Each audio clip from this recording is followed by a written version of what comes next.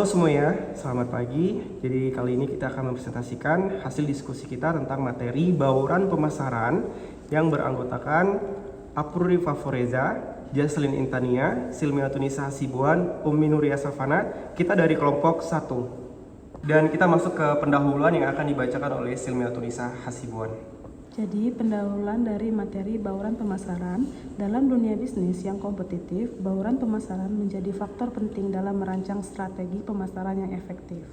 Konsep ini pertama kali diperkenalkan oleh Neil Borden dan kemudian disempurnakan oleh Jerome McCarthy dalam model 4P yang kemudian berkembang menjadi 7P. Artikel ini akan membahas berbagai aspek bauran pemasaran termasuk definisi, elemen utama, strategi implementasi, evaluasi efektivitasnya, serta tren terkini dalam penerapan bauran pemasaran. Berikut materinya. Kemudian definisi menurut para ahli itu ada Basu, Swetasa dan Irawan 2005. Bauran pemasaran adalah strategi yang terdiri dari elemen-elemen yang dapat dikendalikan oleh perusahaan untuk mempengaruhi reaksi konsumen terhadap produk yang ditawarkan. Kemudian menurut Coulter dan Killer 2009, bauran pemasaran merupakan alat yang digunakan perusahaan untuk menciptakan respons yang diinginkan di pasar-pasaran. Termasuk dalam bentuk pengembangan produk, harga yang kompetitif, distribusi yang efektif, serta promosi yang menarik. Kemudian menurut William G. Stanton 1994, bauran pemasaran adalah kombinasi dari berbagai variabel atau kegiatan yang digunakan perusahaan untuk mempengaruhi permintaan konsumen terhadap produk atau jasa yang ditawarkan. Kemudian komponen bauran pemasaran akan dijelaskan oleh Ummi Nuria Safana. Baiklah, di sini saya akan menjelaskan tentang apa itu model 4P.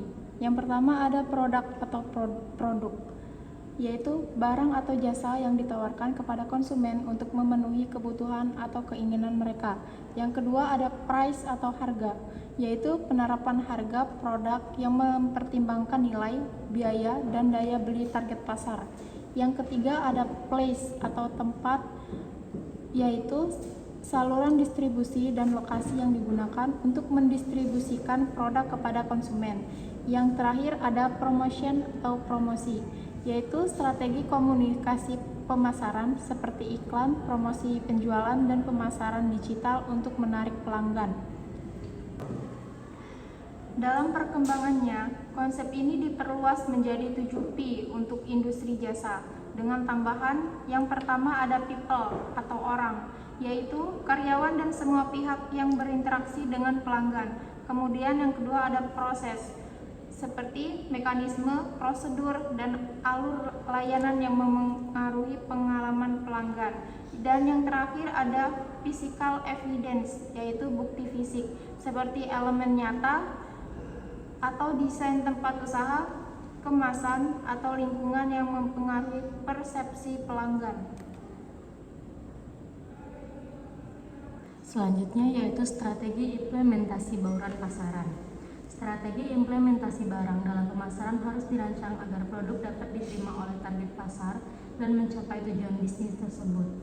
Berikut adalah langkah-langkah strategi yang dapat diterapkan, yaitu yang pertama ada analisis pasar. Identifikasi kebutuhan dan preferensi konsumen, analisis pesaing dan posisi produk dalam pasar, tentukan segmentasi, target, dan positioning. Kedua, ada pengembangan atau penyesuaian produk. Pastikan produk sesuai dengan kebutuhan pasar, tambahkan fitur atau keunggulan kompetitif, uji coba produk sebelum peluncuran untuk memastikan kualitas. Ketiga, ada strategi penetapan harga. Gunakan strategi harga kompetitif, premium, atau berbasis nilai, sesuaikan dengan daya beli konsumen dan nilai yang diberikan. Gunakan diskon atau bundling untuk menarik perhatian. Distribusi yang optimal. Tentukan jalur distribusi, langsung, grosir, e-commerce, atau lainnya. Pastikan produk mudah diakses oleh target pasar. Optimalkan rantai pasokan agar efisien dan hemat biaya. Kelima, promosi dan efektif. Gunakan pemasaran digital, yaitu media sosial, iklan online atau SEO, lakukan pemasaran tradisional jika relevan, billboard, TV atau radio, memanfaatkan influencer atau brand ambassador untuk meningkatkan daya tarik. 6. Ada peningkatan layanan pelanggan. Berikan layanan pelanggan yang responsif dan berkualitas. Tawarkan garansi atau kebijakan pengembalian yang jelas. Kumpulkan feedback pelanggan untuk perbaikan produk. Yang terakhir yaitu evaluasi dan juga penyesuaian. Monitor kinerja produk di pasar, penjualan atau kepuasan pelanggan. Gunakan data analitik untuk menyesuaikan strategi pemasaran. Lakukan inovasi berkelanjutan berdasarkan tren di pasar. Baik, sekarang saya akan membacakan tren terkini bauran pemasaran. Yang pertama itu digital marketing atau pemasaran digital.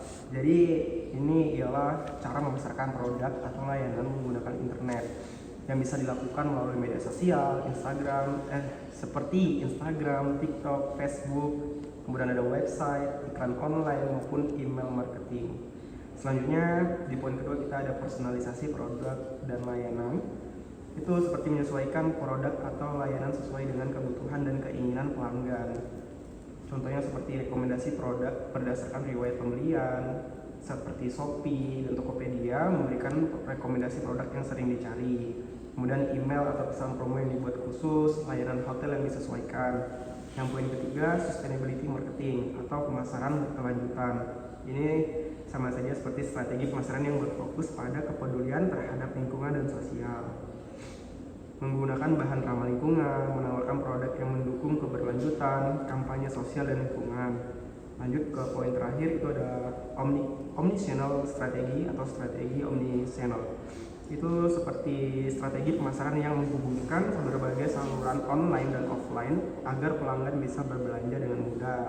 Ya, seperti website, aplikasi, dan toko fisik saling terhubung. Dan ada layanan pelanggan bersedia di berbagai platform seperti di WhatsApp, Instagram, dan email. Selanjutnya kita masuk ke evaluasi dan analisis. Analisis SWOT atau analisis SWOT ya, itu cara untuk menilai kondisi bisnis dengan melihat 4 faktor. S itu seperti strength atau kekuatan. Kita mencari keunggulan bisnis kita itu seperti apa. Kemudian W itu adalah weakness atau kelemahan kita. Kita mencari kekurangan dalam bisnis kita seperti pelayanannya atau dan berbagainya. Kemudian masuk ke O itu opportunities atau peluang, mencari kesempatan dalam bisnis kita itu seperti bagaimana. Kemudian yang terakhir ada T atau threats, itu ancaman. Jadi kita selalu mencari risiko yang bisa menghambat bisnis kita. Selanjutnya ada Key Performance Indicator atau KPI, indikator kinerja utama, yaitu ukuran yang digunakan untuk mengetahui apakah bisnis berjalan dengan baik atau tidak dalam restoran, hotel, maupun media sosial. Selanjutnya poin ketiga itu adalah Return on Investment atau ROI, keuntungan dari investasi. Jadi cara mengukur apakah investasi yang dilakukan menghasilkan keuntungan atau tidak. Cara hitungnya itu keuntungan dikurang biaya investasi dibagi biaya investasi dikali 100%. Lanjut ke poin terakhir, itu ada survei dan umpan balik, ialah cara mengumpulkan pendapat pelanggan tentang bisnis. Ini penting untuk mengetahui apa yang disukai dan tidak disukai pelanggan. Kemudian yang poin terakhir ada analisis tren pasar. Ini kita bagaimana cara melihat apa yang sedang populer dan apa yang akan diminati pelanggan di masa depan. Baiklah, di sini saya akan menyimpulkan dari bauran pemasaran dari kelompok kami, yaitu bauran pemasaran merupakan elemen fundamental dalam strategi pemasaran. Dengan memahami dan menerapkan konsep 4P dan 7P, perusahaan dapat menyesuaikan strategi pemasaran mereka untuk mencapai hasil yang lebih baik. Evaluasi secara berkala juga penting untuk memastikan bauran pemasaran tetap relevan dengan dinamika pasar yang terus berubah.